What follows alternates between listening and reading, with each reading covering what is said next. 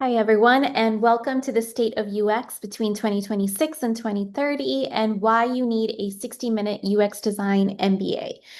This is also going to be a course preview for our 7-month accelerator program.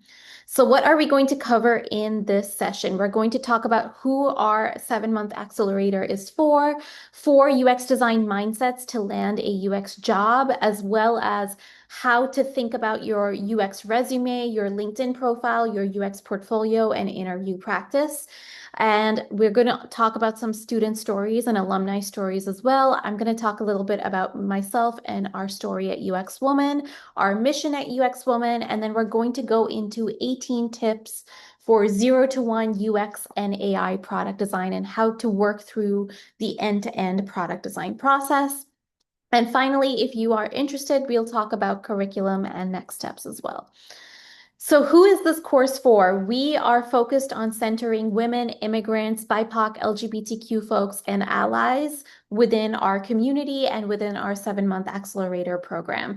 This is for UX learners and career changers and job seekers alike, whether you are a seasoned professional who's coming with, 5 to 10 years of previous expertise and you're looking to make a change and shift into UX, or even if you're a new grad and UX is a career path that you have been thinking about. We are here to work with anyone who's interested in learning not only the end-to-end UX design process, but advanced UX topics as well. We consider ourselves to be more of an MBA level class. And we also welcome folks who have already taken UX boot camps or Google Coursera certificate grads. So we've actually worked with folks who have taken General Assembly, Design Lab, and a bunch of the other boot camps out there, but they still didn't quite feel like they had received enough information or felt confident enough to pursue a UX career path or actually land a UX job.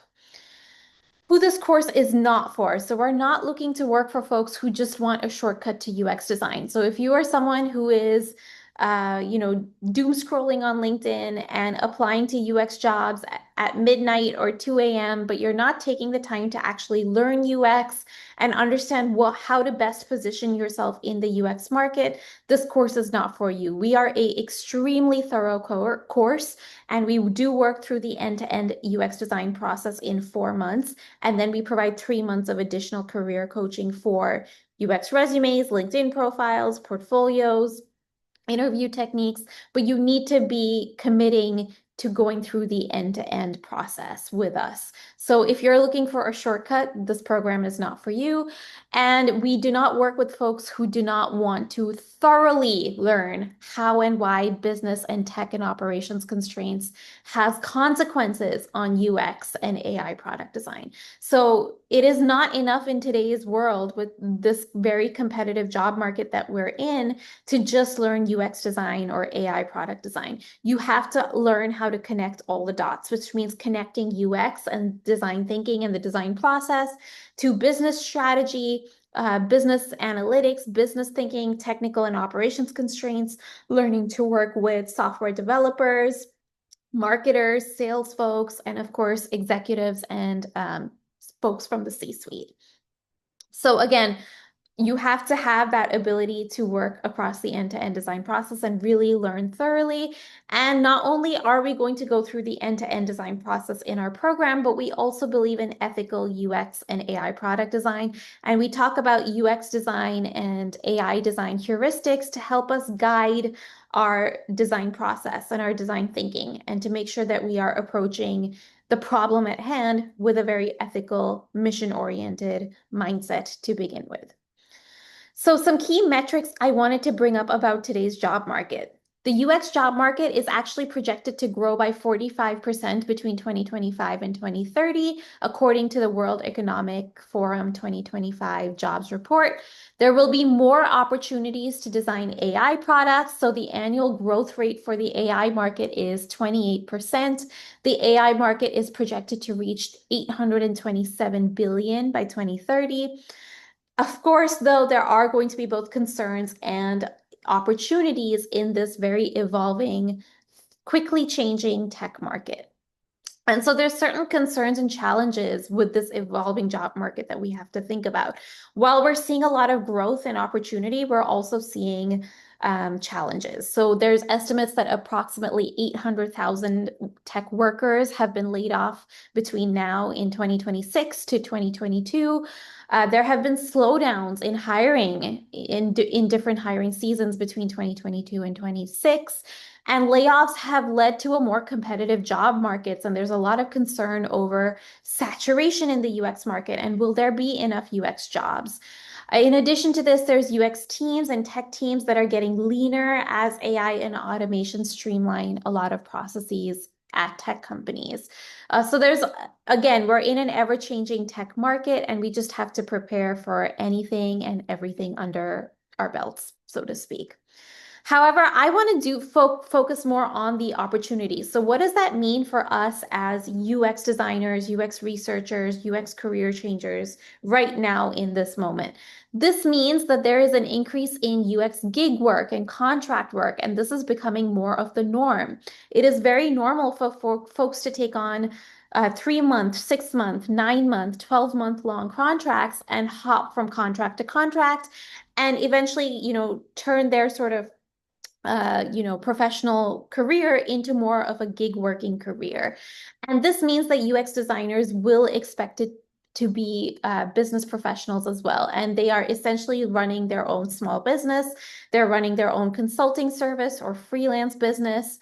They have to be able to not only sell themselves and the design process, but they also have to sell to clients and sell, or take on multiple contracts at a time. We're also seeing growth in the AI market, which means that AI product design is going to grow as a field. And in fact, we're seeing a lot of tech startups generate AI products or start to think through building more AI centric products. And so that means that they're going to need designers who take on more of a human approach, but can also design for AI and design for AI outputs, while the inputs are going to be human. And we're also seeing that there is a rising importance in strategic UX jobs. So any job in UX that involves stakeholder management, UX management, product management, UX research, facilitating workshops, facilitating stakeholder meetings and team meetings, working within teams, collaboration. This is all going to be more in demand as AI takes over more of the production level tasks within UX and other areas in the tech space. And so we're going to focus more on growth. So growth in the AI market means that the AI product design will grow as a field and evolve over time. Industries like healthcare, education, finance, and government will need more UX designers to keep up with the rapid pace of tech innovation that's happening right now. And these sectors just usually tend to lag in terms of digital innovation. So you're going to see that sectors like entertainment, social media, e-commerce, these tend to be the most proactive in terms of UX design and design innovation. And you're going to see the most innovative designs come out from those sectors. But unfortunately, healthcare, education, and finance always tend to lag in terms of catching up to the rest of the UX world and the design world. And it's because these industries tend to be a lot more regulated, so there's a slower pace in their design innovation. However, these industries also tend to be the most financially stable and the more secure in terms of economics uncertainty. So whenever there's a recession, whenever there's an economic downturn, whenever there's chaos in the markets, you're going to find that healthcare, education, and finance will always hire UX designers and tech workers. There's also going to be an increase in inclusive design and accessibility-oriented design, especially as EU regulations tighten and companies are held accountable for higher standards in terms of their product design and providing to specific demographics. So we really all, as companies and as designers, have to think from an increasingly global perspective and consider inclusive design principles so that we can reach new markets and help companies grow the pie, so to speak. So, yes, there might be a lot of fear when it comes to changes in the UX job market over the next 5 years. But what I would like you to think about is this is more of a necessary evolution, right? Change is constant. We've been feeling and facing change since the pandemic in 2019. We're going to have to constantly develop new mindsets and tackle change and uncertainty as we go. And there's no denying that AI adoption will cause more layoffs and maybe even decimate entire industries. We're already seeing that happening. We're seeing, pretty frightening headlines of how AI is replacing tasks faster than we think and replacing the equivalent of 300 million jobs. And we have to get more specific with what exactly AI is replacing in the first place. So any jobs that have repetitive tasks, such as data entry, basic accounting, customer service, those tend to be most impacted by AI. Jobs that don't require any EQ, so things like bookkeeping, assembly line work, rote tasks, essentially. Jobs that can be physically automated to reduce costs and increase efficiency. So grocery checkouts, retail inventory management. And then there's other jobs as well that are more likely to be replaced by AI by 2030 and beyond. So this is roles like data entry analysts, receptionists, telemarketers, customer service reps, bookkeeping clerks, cashiers, truck and taxi drivers. That might happen maybe 10 years down the line, proofreaders or editors, manufacturing workers, delivery drivers, security guards, market research analysts, pharmacists, legal assistants, and financial analysts. So this is giving you a sense of what AI is capable of replacing in the next 5 to 10 years. The silver lining is that AI cannot replace all jobs. While AI might be streamlining the workforce right now, it just means that it is taking away some of the more boring tasks that we as humans just may not want to do, or we might prefer to spend more of our time on creative pursuits or strategic work. And so we will need to develop and learn new mindsets to help us cope with all these tech advancements and this constant change we're facing in the tech industry, and just work through a certain level of uncertainty at all times.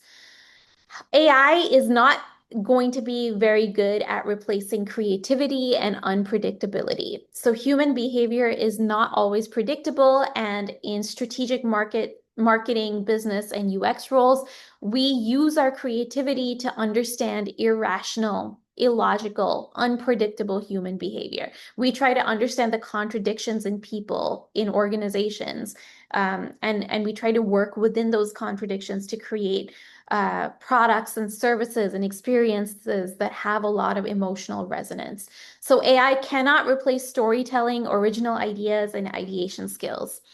Anything that involves EQ and empathy. AI cannot understand emotions. Think of AI as your friendly sociopath or psychopath that you consult on a daily basis, because that's what they are. They don't have emotions. So think about how you're talking essentially to a sociopath or a psychopath. And that, because they lack that EQ or empathy, they cannot replace any role that requires EQ and empathy. And again, AI won't be able to replace roles that require complex human interaction. So roles traditionally played by therapists, psychologists, event planners, folks leading stakeholder meetings like UX researchers and product managers. AI just cannot grapple with that complexity of human interaction and the nuances of human psychology. So what we need to do is we need to embrace 4 key mindsets so that we can remain competitive in the UX job market over the next 5 years. We need to embrace change, evolution, and uncertainty. So design is all about reframing uncertainty in a certain product, or feature launch by approaching the problem with both creativity and logic, both qualitative and quantitative methods. Product or feature success is never guaranteed in our world, so we need to be able to embrace our failures and reiterate constantly. We're essentially, as designers and entrepreneurs, we're constantly tinkering and experimenting rather than striving for perfection. And that's why you see the design process is very circular. We're constantly iterating and improving on the products and services that we're building and evolving. And great designers, whether you work at a small startup, a consulting firm, or a large corporate, are comfortable in and thrive in uncertainty. And they're very similar to entrepreneurs. We also need to stop having more of a scarcity mindset when it comes to jobs lost to AI, and we must think and act from a place of abundance. So, yes, the AI industry is projected to be booming by 2030. And while some of the consequences of this is going to be major job losses within certain industries and certain sectors, it also means whole new possibilities. So I want you to imagine the opportunity AI brings and provides rather than the scarcity mindset of what we're losing because of AI. Yes, we might be losing certain job sectors and jobs, but what is AI bringing to us? What opportunities can we receive because the AI industry is about to start booming? So imagine the possibilities of designing AI products within an industry that's projected to reach 827 billion by 2030. This is going to be new up and coming AI startups that promise new design jobs, and we can all influence how AI evolves over time and create more meaningful and engaging and interactive AI experiences as well. So to be truly successful, we really need to convert our scarcity mindset into one of abundance to really get our creative juices flowing. It'll be impossible to design great AI products if we fear AI as designers. The only way we're going to design great AI experiences is if we're coming from a neutral place or even an abundant or positive place. If we fear AI, there is no way we're going to be able to design for AI or design AI products as designers. And we also need to learn to become independent, business-minded UX designers. So we need to get comfortable with learning more about UX entrepreneurship, service design, stakeholder management, product management, marketing and sales, and even embracing more of a gig and creator economy. So when you think of yourself as a designer, some of the best designers or the most hireable designers I'm seeing today have created their own unique brand that stands for their specific expertise, mission, and values. And they sell and market themselves as creators, freelancers, and excellent employees. So they are, again, unafraid to start multiple side hustles and projects. They're constantly tinkering and iterating, whether they're building their own UX product or AI product, or whether they're creating on social media, or whether they're, landing multiple contracts. They are entrepreneurs at heart. They are creative entrepreneurs, they're content creators, and of course, they are UX designers. And I also wanted to share a little bit about my personal journey in UX. I started as a UX researcher, worked my way into UX design. Prior to starting UX Woman and previously Ideate Labs, I had failed at 3 startups. So I was constantly tinkering. I constantly had different ideas, and those ideas failed. And it took the 4th try to finally monetize and become a successful business with Ideate Labs and a co-founder. And then finally striking out on my own within UX Woman, and again, building a revenue generating business. So I personally love to leverage multiple sources of income. I am always diversifying my income. I'm always diversifying my assets.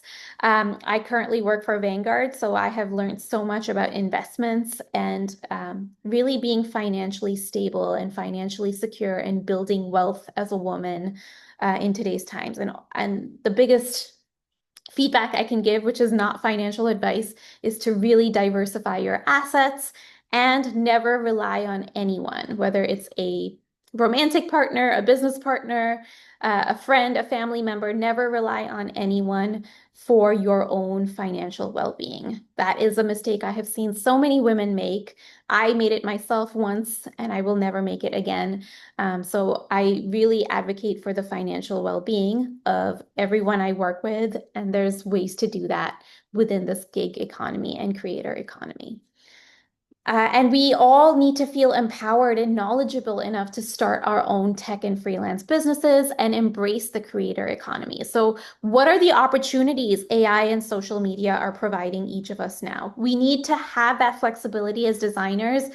And this means we can also strive for better work-life balance, right? If we can be gig workers, social media creators and influencers, small business owners, contractors. We can create a life that is worth living for us, working to find our own work-life balance between paid gig and freelance work, tinkering with side hustles and small businesses. And we can find a balance between each of our passions. And that doesn't mean we are stuck in a box. We don't just have to choose corporate. We don't just have to choose working in a startup or consulting firm. But we really can start to create multiple sources of income and cultivate those sources of income in the face of uncertainty. And that is what's going to help us build a secure foundation within ourselves despite the uncertainty that persists around us every day. So remember, as designers and researchers, we can have a huge influence on the future of all product design, including AI product design and inclusive ethical design for global audiences.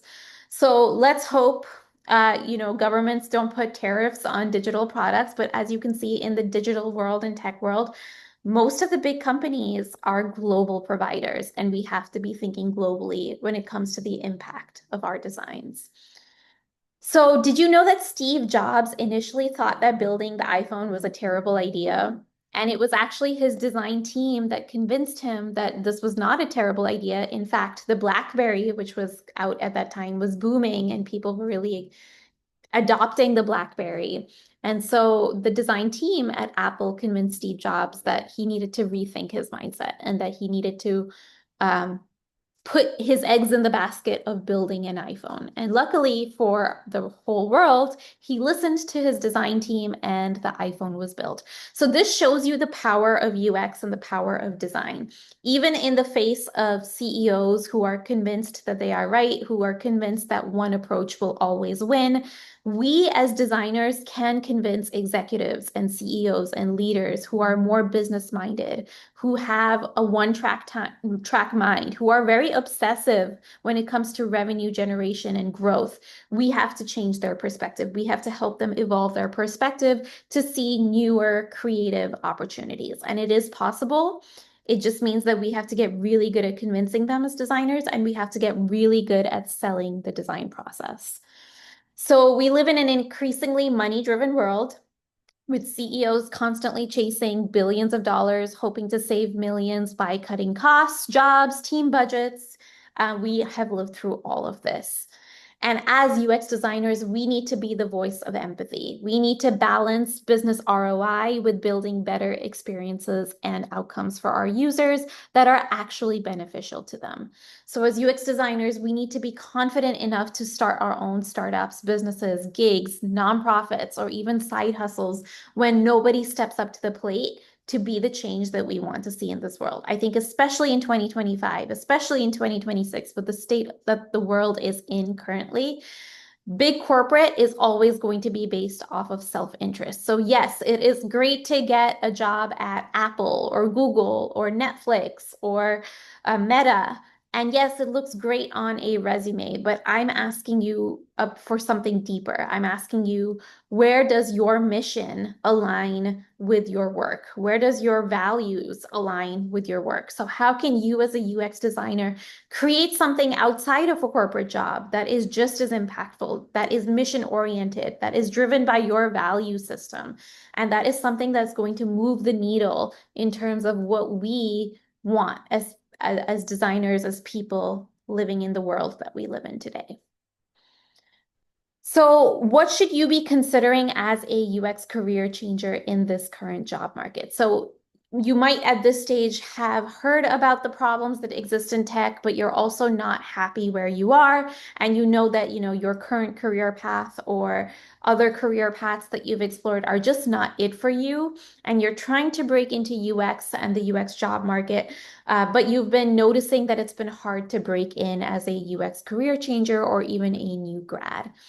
And so what I see is that there's a problem with how UX career changer resumes read today. They don't tell a very specific or personal story, and they don't include business metrics. So why should UX recruiters trust you and trust that you are the right candidate unless you describe work that actually backs up how you can provide for them and be an impact on the job. So we cover this in our 7-month UX Design Accelerator program, but it's really about really great storytelling in the resume, rebranding transferable skill sets, which we'll get into when I talk about the curriculum, and really putting a good foot forward in terms of writing a very specific resume that's specific to UX design and research, that really tells a specific story driven by business metrics.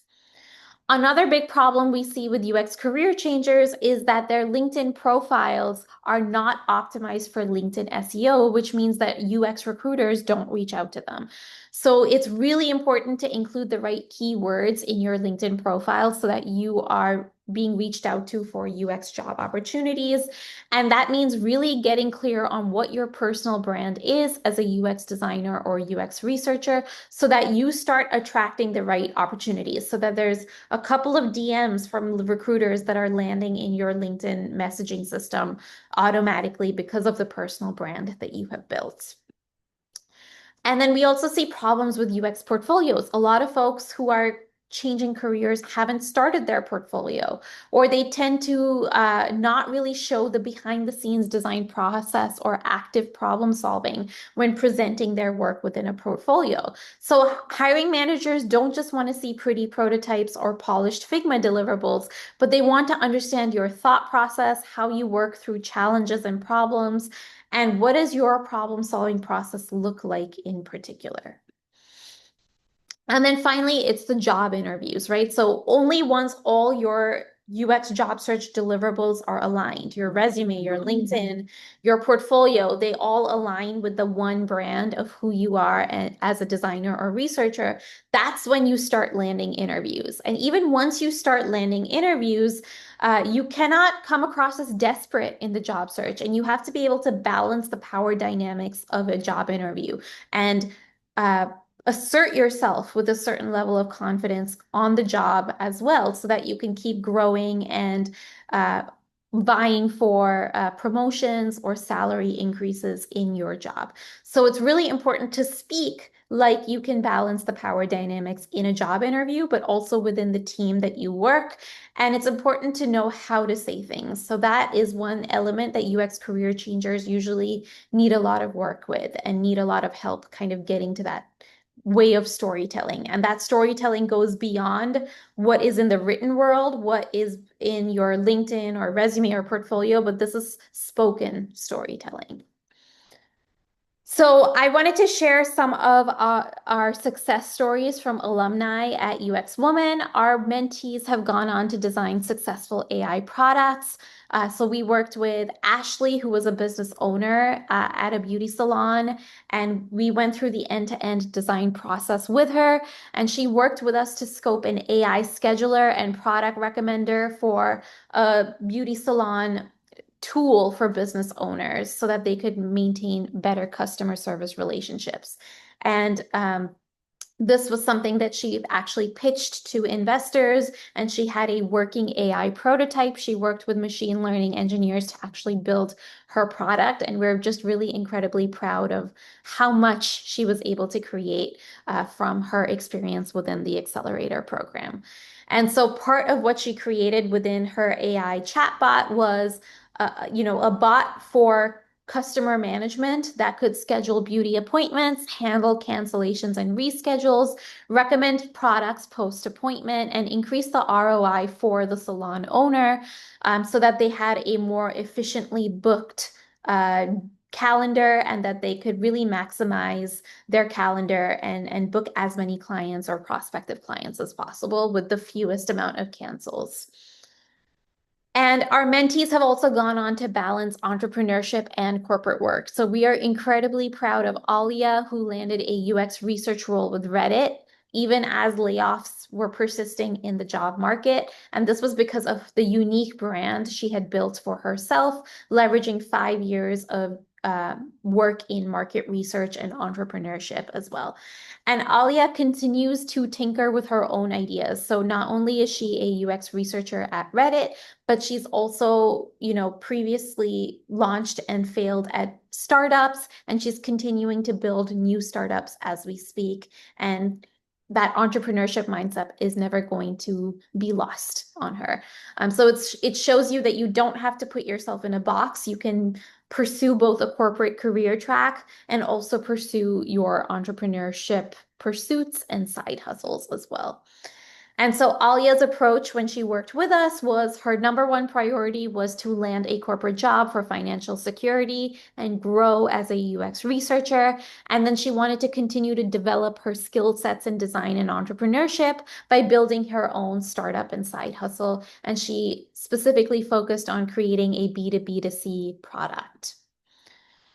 Our mentees have even gone on to rebrand to senior or level UX roles. So Kristen rebranded as a senior product designer and doubled her salary after being a graphic designer and art director for over 5 years.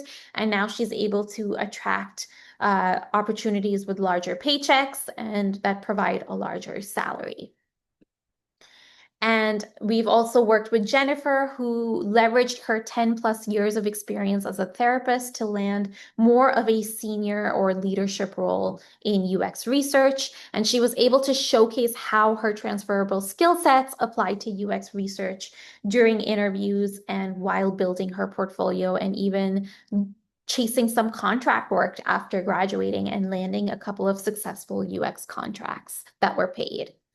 So if you are interested in hearing the stories of our alumni, I recommend you check out the About page on our website or our course page. You can talk to Pam, who was previously a UX apprentice with UX Woman, and Pam leveraged her passions in the nonprofit space to really build something for UX for finance and UX for fintech. And she is pivoting from more of a graphic design and brand design background into product design and UX UI design. You can talk with Sus, who is pivoting more from education into UX for education and UX for mental health. And you can hear her perspective as a neurodivergent learner and how she is really passionate and driven by her her passion for understanding neurodivergent, especially when it came to building her own UX project within UX Woman. You can talk to Daniela, who's currently a UX researcher and who came from an education and health communications background as well. I would recommend talking to Velvet if you've come from education and you want to pivot into UX for ed tech. If you're interested in pivoting into UX for entertainment, I recommend talking to Zoe, especially if you are someone who's more earlier on in your career and you might be a new grad. Zoe is a great person to talk to. We also worked with Travell, who is currently a product manager, but he's looking to build and launch his own startups, and he wanted to work through the end-to-end design process. So if you're someone who's more of an entrepreneur, I would recommend reaching out to Travell. If you are someone who has run your own small business and you're very creative and you don't want to be put in a box, I recommend talking to Erica. She ran her own massage therapy services for years before closing down that business and pursuing new pathways. And Erica is particularly interested in service design and is an expert at service design. So definitely connect with her if you are interested in that career path. Juliet comes from a fashion design background, and she currently is a senior UX designer. Stephanie comes from a healthcare background and is currently a service designer. So you can speak to her about pivoting from healthcare. And then you can also talk to Amy or Pam, who are both, incredibly talented UX designers and researchers, and you can hear a little bit more about their career path as well. So I highly recommend connecting with our alumni and finding an alumni whose story matches yours and whose trajectory matches yours, and that could help you determine whether this program is even the right fit for you in the first place. And what's our story at UX Woman? Why do we do what we do? So my name is Samaya. I'm a founder at UX Woman. I have about 10 years of expertise in UX across startups, consulting, and corporate. I've specialized in product design, research, inclusive design for brands like Vanguard, Disney, Hulu, Marvel, J&J, Squarespace, Ford, Meta, ABC, you name it. I enjoy working for big brand names and small startups and consulting firms alike.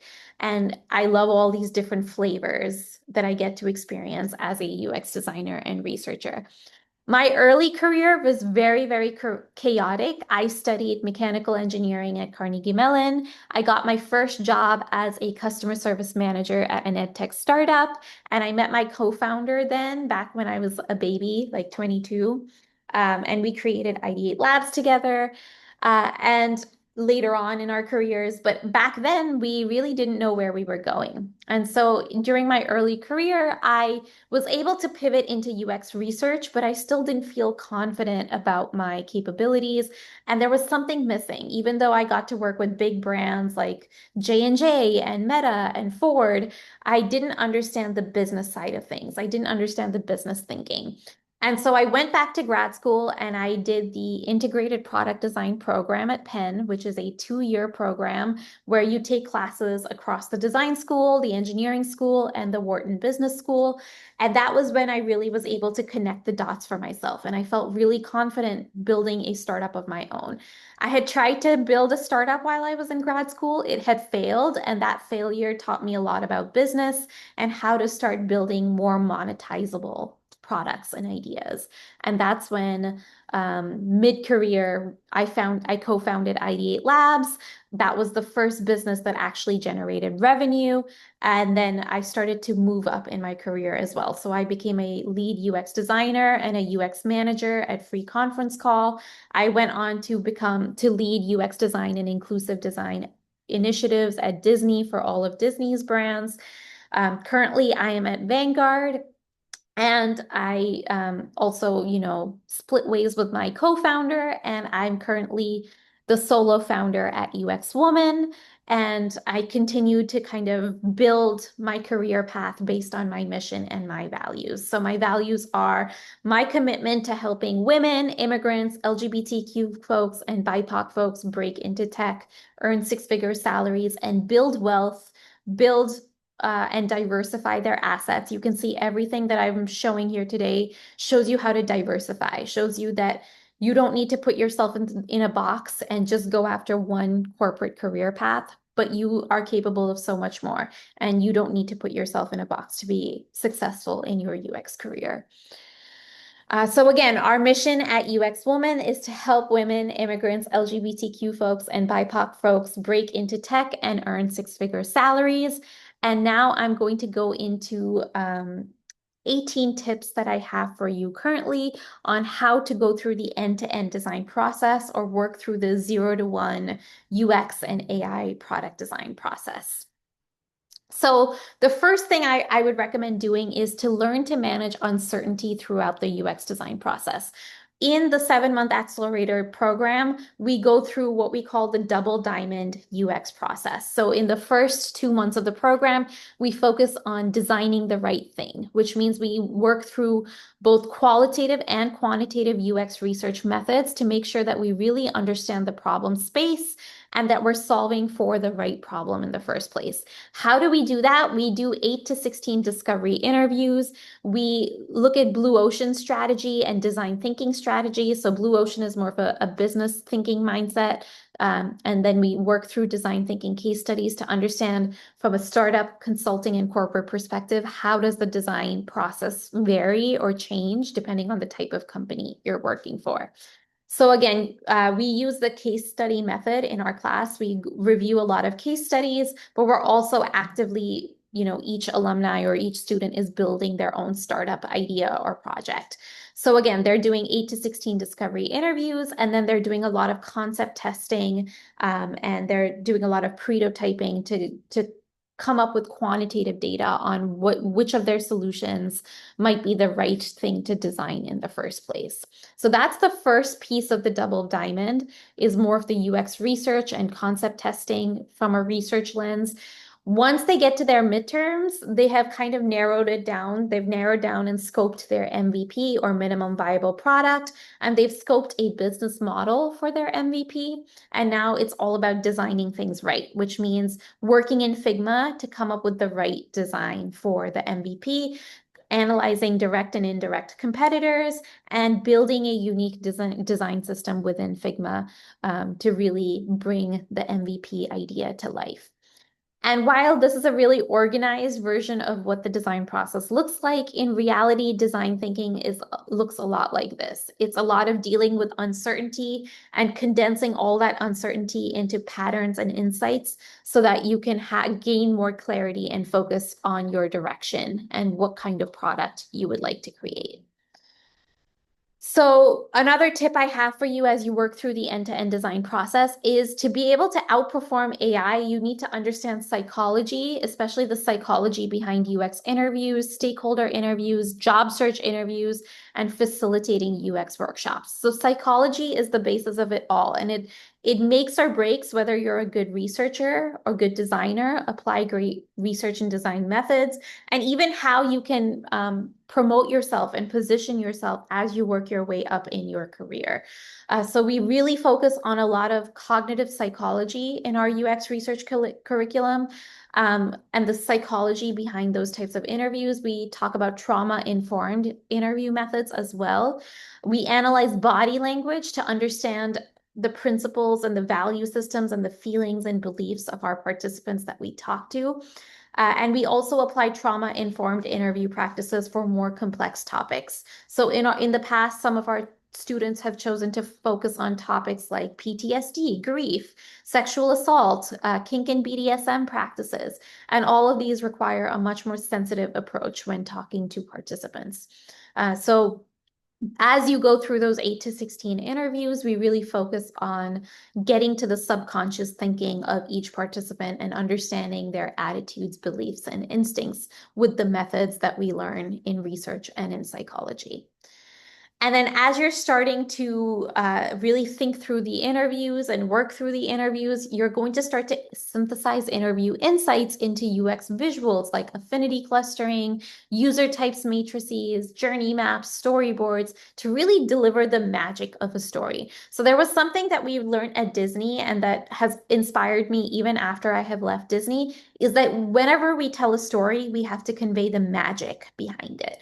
And so whatever story we tell, whether it's a UX research flash report, or whether we're presenting a prototype, or whether we're presenting a customer journey, it has to deliver on the magic of the story. So think about the Pixar storytelling framework, right? How are you going to tell your UX case study story in a way that really excites and intrigues recruiters and hiring managers?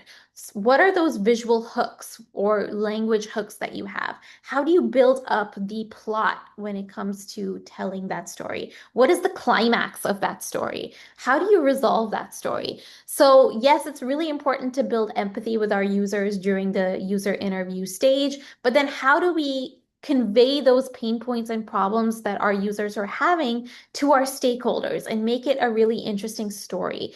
How do we even incorporate quantitative data and justify business opportunity in a space, right? So the storytelling is not just about talking about the user and conveying pain points, but it's about bringing in other perspectives as well, bringing in the business perspective, bringing in the tech and operations perspective, bringing in quantitative data to tell almost multiple storylines really under a couple of cohesive themes and under the magic of certain themes. So again, any story we have to tell has to have some amount of magic. And so we work during our synthesis phase of the design process to really deliver on that magic behind the storytelling.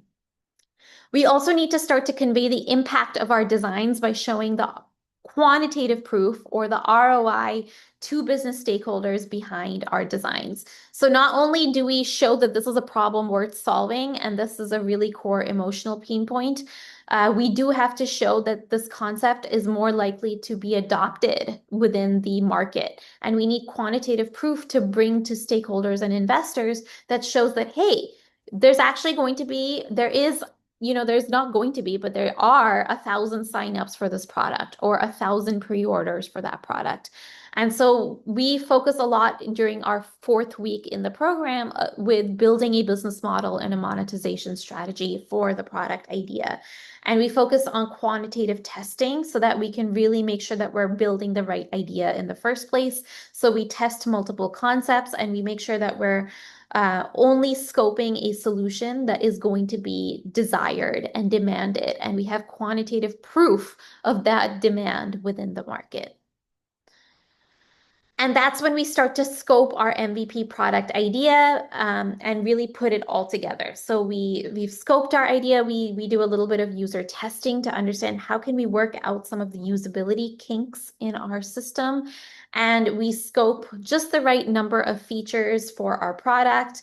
And we convey a really compelling business and design pitch to the UX Woman team during the midterms. So that is where you're showcasing your UX research skill sets, your business strategy skill sets, your understanding of tech and operational constraints with how you've scoped your work, and you're really using more advanced level skill sets. So this goes beyond what is needed for a junior researcher or designer, but you're working on senior level skill sets such as business strategy, business model development, stakeholder management, product scoping and feature scoping, product management. All of these are more senior level skill sets that you will learn within the 7-month accelerator program.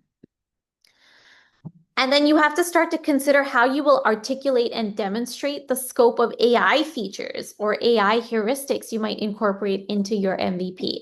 So actually in the last year and a half, almost every single one of our alumni have incorporated an AI feature into their MVP product. And this is possible because we can leverage large language models like ChatGPT and Claude and Gemini. And we also consider AI design heuristics and design systems when we design for AI or design an AI feature. So AI is a crucial component when scoping your MVP idea. And I would say it's always good to have an AI feature in your MVP product because that's where the world is going. And we have seen more demand across the board for recruiters and hiring managers hiring for designers who can design AI features or products. And again, when we start to scope AI features, we are also thinking about long-term implications. So we're not just thinking about the short term and what an MVP could look like, but also how AI will grow and evolve with users over time. And that's when we start to present that 10-minute pitch, right? So we've considered all these different angles as we're working towards our business and design pitch. And we finally get into the pitch showcasing the UX research, business strategy, and design vision for the MVP product, often including AI as well. And that's when we get into more of the UX design curriculum. So post midterm pitches, we start to consider UX heuristics and laws, competitors, both indirect and direct. We think about the information architecture for the MVP product, and we start to work within Figma to come up with a unique design system that considers heuristics and information architecture and really builds a unique, we're basically taking all those research insights and creating an architecture and a plan of action that suits the user's mental models that we talk to. And this is how we're starting to create that foundation for our design system. And we start with user flows, work our way into sketches and low fidelity wireframes, and then we gradually work our way into mid fidelity and high fidelity wireframes. So we're considering grid systems, we're considering AI feature builds, and we're gradually evolving our design system to build that high fidelity prototype and a more sophisticated design system and branding and style guide behind our MVP product idea. And so how do we kind of evolve that design system over time? We start to understand the design system ground up by understanding atomic design, components, and scalability of design systems as well. So it's really important to think about atomic design and think about the atoms, molecules, organisms, templates, and pages that go into your design system, how you can evolve components over time, and how you might scale your design system as you're considering new feature releases or multiple feature releases, or you're considering evolving and adding more nuance to the existing features that you already have. And that's when you start to build a business pitch as well for why your UI will have a high impact on sales, conversion, and engagement. So the most successful design systems are not just creative pursuits, they are actually optimizing the design for business. So a good design system will able to convey increases to efficiency, engagement, lead generation, conversion rates, increase revenue ultimately for the business. And so what does your design system do really well, and how can you keep improving it to move those metrics forward from a business lens? And then finally, you're going to start to create that prototype that tells a story of the user perspective, what the user is going to experience when they use your product, how your product or service is going to delight them. But you're also showcasing how you have built a robust design system in the back end that considers business ROI and continues to push the needle for business. So again, you're moving between a story that, talks about optimization, engagement, scalability, conversions, revenue. How do you sell the business through your designs or through your product and features? And that's when we get into crafting a portfolio. So you've gone through the end-to-end design process at this stage.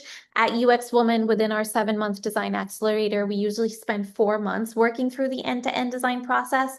And then we step back to start to work on our portfolio as well. And we need to craft a UX portfolio that highlights the business impact of our work, but it also showcases how you build product 0 to 1. So what we recommend doing is that we recommend taking the UX Woman project and turning it into 2 case studies, one UX research case study and one UX design case study. So you get 2 case studies from your UX Woman project.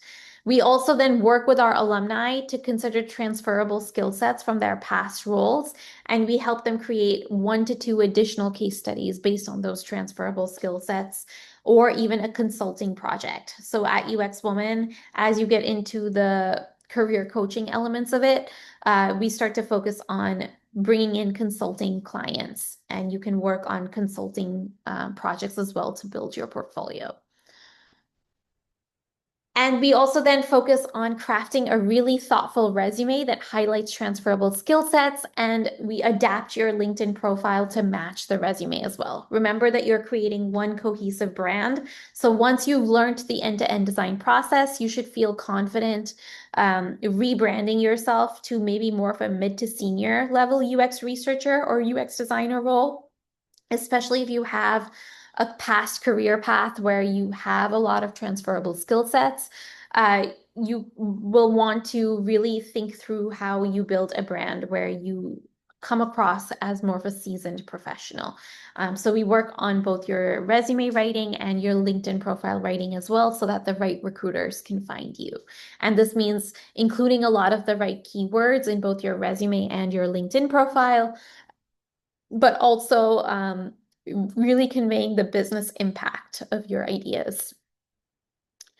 And then we finally speak through those skill sets in a way that complements your resume and portfolio. So once you look really good on paper with your resume, your LinkedIn, and your portfolio, how do you come across as poised and confident in your UX interviews with recruiters, hiring managers alike, right? So in those 3 months of career coaching, we are doing resume writing sessions with you, LinkedIn profile writing sessions with you.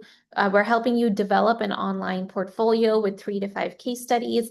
And then we do a lot of mock interview practice so that you're ready for these calls, and you can balance the power dynamics in each of these calls and negotiate a salary that is worth it to you. So we talk about how to work through the recruiter screener, work through a hiring manager call, a portfolio review, or a whiteboard challenge, and then the team call. So there's usually a couple of interviews that take place before you get hired. We also cover salary negotiations. So how do you ask for a high salary and how do you present yourself so that you are landing a higher six-figure salary? And then we also teach you how to scope and write a UX project plan and set up contracts for UX freelance work and gig work. So every year we work with a client and we get to play the role of consultant. And in this case, we show you what it's like to work end to end with a client working on multiple sprints. Last year, we worked with Gateways Creative and we designed the UI for their games. And they are opening currently in Fishtown. They are an escape room meets gaming studio. And so we built the UI for 4 of their games while they were building the physical components and interactive components of those games.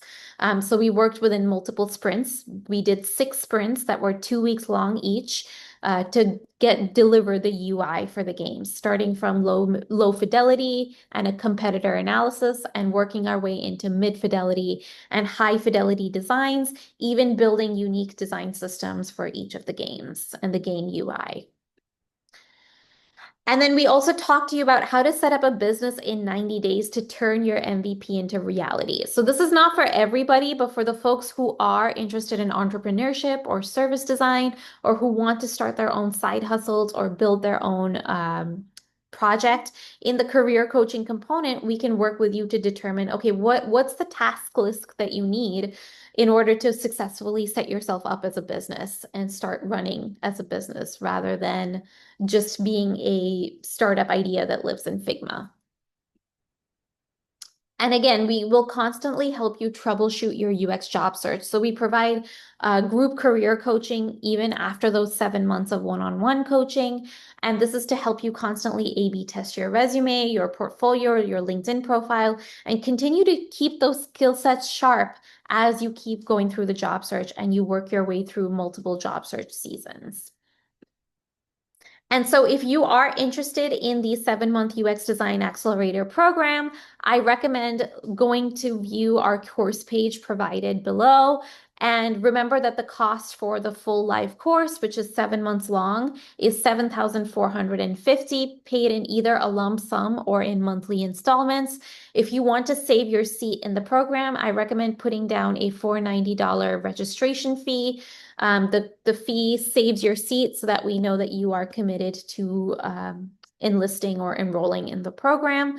And again, you can always talk to me and set up a one-on-one call with me if you have any further questions about this program. We do provide an online self-paced version of our program as well that costs $4,950, and this includes 14 one-on-one mentorship sessions. So again, decide what's right for you. The live course that starts, there's 2 seasons, the spring season or the fall season, or the online course, which you can start anytime. And so if you are truly interested in the 7-month Design Accelerator program, I recommend watching our 2026 UX Career Planning Fig Jam session to get a personalized and tailored blueprint tailored to you based on your specific past career trajectory, your transferable skill sets, where you want to land in the future. What you're going to get after the session is an idea on what your UX Woman project topic should be and what would be included in your UX portfolio. So this is really important to go through, especially before you book a call, because that way we can just iron out some of the kinks in your project topic and go from there if you're really interested in signing up for the program. And then finally, when you're ready to commit, I recommend putting down your course registration fee as quickly as possible before seats run out. So thank you again so much for taking the time to listen to this. I hope it was helpful, and I hope to see you in class very, very soon.